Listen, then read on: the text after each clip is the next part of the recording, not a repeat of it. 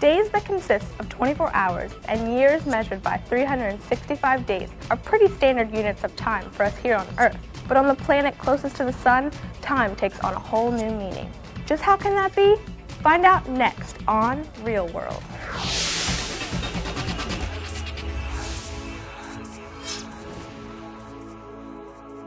The Sun's pull on Mercury has actually slowed down the rotation of this small planet.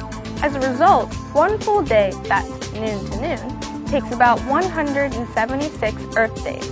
A day on Mercury would last 4,224 hours. That's a long time to be in school. So, what else do we know about Mercury? It's the closest planet to our Sun, and like Earth, it's terrestrial. Its temperature ranges from a scorching 427 degrees Celsius when the Sun shines on the surface to a frigid negative 173 degrees Celsius on its night side. In many ways, the surface of Mercury is much like that of our Moon, heavily cratered and old. But for everything we know about Mercury, we have even more questions. Let's talk to Peter Bedini from the Johns Hopkins Applied Physics Laboratory to find out what makes Mercury so mysterious.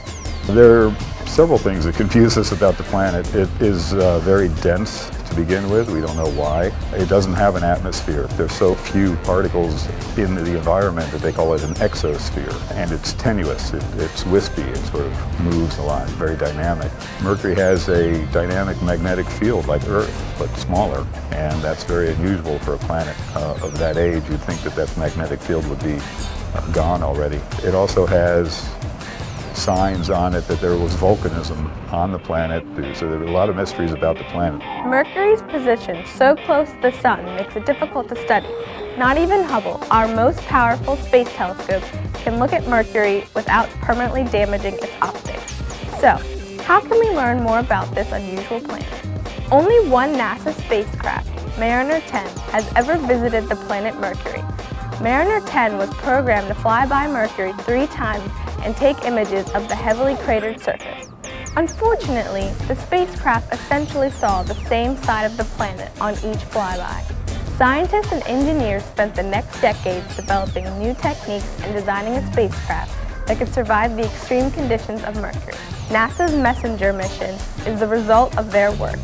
MESSENGER, or the Mercury Surface Space Environment Geochemistry and Ranging, is the first mission to Mercury in over 30 years. MESSENGER completed 3 flybys of Mercury, capturing stunning, never-before-seen imagery of the surface, before eventually inserting itself into orbit around the planet. A neat navigational technique that MESSENGER used on the way to Mercury was the use of solar radiation pressure, or solar sailing, to guide the probe's trajectory. We realized that by changing the angles of our solar panels or tilting the body and exposing different surfaces to the Sun, we could actually affect what path the spacecraft takes, and we can tweak the trajectory a little bit. The biggest savings that gives you is that you don't go through the risk of operating your thrusters. Whenever you do that, it's always risky with a spacecraft. So by using solar sailing and just sailing on the solar pressure like a sailboat does in a wind, we were able to direct the spacecraft where we wanted it to be. And now that MESSENGER is in orbit, the spacecraft will allow us to observe Mercury as it has never been seen before. We'll be able to characterize all aspects of the planet from the inner core to find out if it's actually liquid or solid, and if it's dynamic, maybe that's the source of the magnetic field, to the composition of the surface by using a camera system that takes pictures in 11 different colors, and by looking at the different colors you can tell the composition of the surface. We have a gamma ray, neutron spectrometer, or X-ray spectrometer that can tell the different elements that make up the surface, and we have a magnetometer, of course, to measure the magnetic field and characterize it. But why bother studying Mercury? How will knowing more about this planet affect us here on Earth? A family portrait, one of MESSENGER's newest contributions, helps us answer that question. The 34-image mosaic of the solar system gives scientists a snapshot of neighboring planets from Mercury's perspective. These images help us understand that Earth is a part of a planetary family formed by common processes. The way I think of it is that the solar system is like a large laboratory, and it has in it a lot of planetary bodies very similar to Earth's.